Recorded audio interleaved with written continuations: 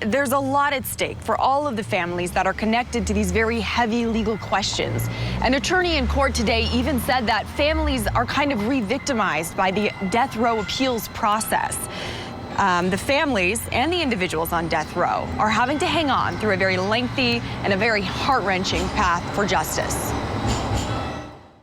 In court today, a woman who said she was close to victims of death row inmate Gilbert Postel passed this note to reporters. Postel killed 4 people in 2005. It says any way he is executed is way more humane than how they were killed. Nearly 15 years have passed since Amy Wright, age 26, was murdered alongside 3 others in Oklahoma City. Wright's uncle, Larry Lyles, spoke with News 9 last year as the courts were deciding if executions would continue. Did they care about their victims' feelings whenever they did the crime?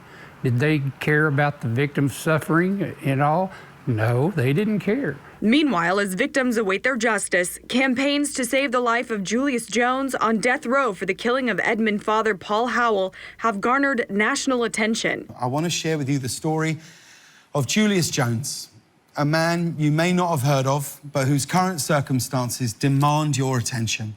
Advocates have been petitioning for his innocence and have high hopes for tomorrow's clemency hearing. We're looking forward to a fair opportunity for Julius for the first time, for him to be able to tell his own story in the public, which I think he deserves that.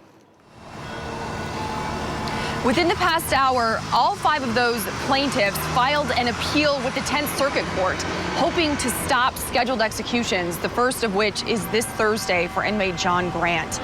And Julius Jones's clemency hearing is scheduled tomorrow morning. He'll be speaking at that. At the federal courthouse, Augusta McDonald, Oklahoma's own News 9. All right, Augusta, the family of Julius Jones' victim, Paul Howell, released this statement just a short time ago. It says, quote, "Our family is relieved by the ruling made today by Judge Friot. It has been an extremely difficult process on our family and so many other homicide victims' families."